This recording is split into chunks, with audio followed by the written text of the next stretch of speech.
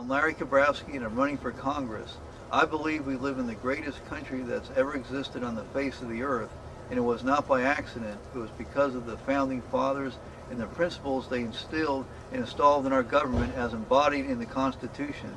My career has been to uphold those principles, and I feel those are being violated now in a way that jeopardize our national security and fiscal ability to maintain our quality of life. I know firsthand the blessings of liberty. I carry with me everywhere my grandfather's citizenship papers. I don't take for granted for one moment of any day what it means to be an American. For our family, it meant the difference between life and death and living in freedom and respect and honor. And I want to make sure that the American dream doesn't die for us and our children and our posterity. I also want to discuss the First Amendment to the Constitution because I think this goes to the heart and soul of who we are as Americans. Our country wasn't founded in a vacuum. We were founded on the Judeo-Christian traditions of liberty and morality. The First Amendment reads specifically in its first sentence, "Congress shall make no law respecting an establishment of religion or prohibiting the free exercise thereof." This is often misinterpreted to mean there's a wall of separation between church and state. It means exactly what it says, that Congress shall not pass a law respecting an establishment of religion. In other words, we have no state religion, but there's nothing in here to separate religion and morality from our public life. In fact, our founding fathers believed the opposite, that you can't have a representative government without religion and morality dictating how individuals live their lives. And there's nothing in here that would prohibit anyone from saying prayers at any time before any public meetings. The Second Amendment, which is also misinterpreted a lot, so I'd like to read the exact language. "A well-regulated militia being necessary to the security of a free state, the right of the people to keep and bear arms shall not be infringed." And that means exactly what it says. Your right to bear arms shall not be infringed. You have an absolute right to gun ownership, which could not be taken away from you. We need a balanced budget and to freeze all government spending except that which is absolutely necessary for national defense and security to bring back fiscal responsibility. Our national debt has jeopardized our ability to remain the most prosperous country in the world and has jeopardized our own financial security and mortgaged away our children's future. We'll soon be getting the United States Census forms in the mail if you already haven't. It's important to understand there is a constitutional purpose for the census, and there's only one legitimate reason under our Constitution. That was for a head count for reapportionment of congressional elections. No other purpose fits within the Constitution.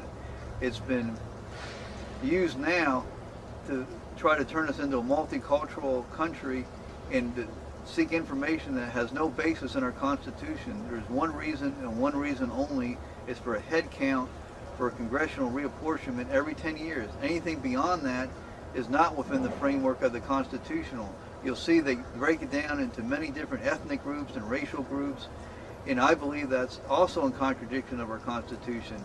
Under our Constitution, there's only one type of citizen, a United States citizen. You're not a black citizen, you're not a white citizen, you're not a Hispanic citizen or an Asian citizen. You're only a United States citizen. I want to end illegal immigration once and for all. The way I would do that would add a single sentence to the law and add a one-sentence amendment to the Constitution saying, clear and simply, that no one can become a citizen of our country who enters our country illegally, nor can their children. This would put an end to any expectation of amnesty now or in the future for anybody who enters our country illegally, nor can they anchor their baby in and then become one themselves. I'm a strong supporter of term limits. Our founding fathers envisioned our congressmen to be citizen legislators who would serve their time and go back to their families and jobs. My basis for this is also human nature. Nobody can go up there and not become part of the problem if they worry about it being a career and not service. And the only way to do that is to limit their time by constitutional amendment. I would impose my own self-limitation for 3 terms and then would come back to my family and work and not become part of the problem. The solution to many of our problems is the American virtues of hard work and perseverance. It's not throwing money at that problem. I understand that from my involvement in education, and I know in the Elizabeth Kandrak case, you need to go no further than that to understand the problems we have with public education. This was a teacher who worked hard in our schools where they needed good teachers. She was cursed at racially in a horrific way on a daily basis. The administration and education establishment said that was the culture of the students to racially curse and harass her, and that she just needed to accept that, and that the Constitution did not apply to her as a white female. We need to go no further than that to know why we have such problems in our schools. It's not throwing money at problems, it's instilling respect and discipline and the virtues of hard work and perseverance. And we won that fight, and I'd like to take that effort to Washington and take the same approach, that it's a matter of hard work and perseverance to solve our country's problems. We're Americans, we owe it to ourselves and future generations to do the hard work and make the tough choices and to say no where necessary, and to instill fiscal discipline and restore fiscal sanity. Thank you.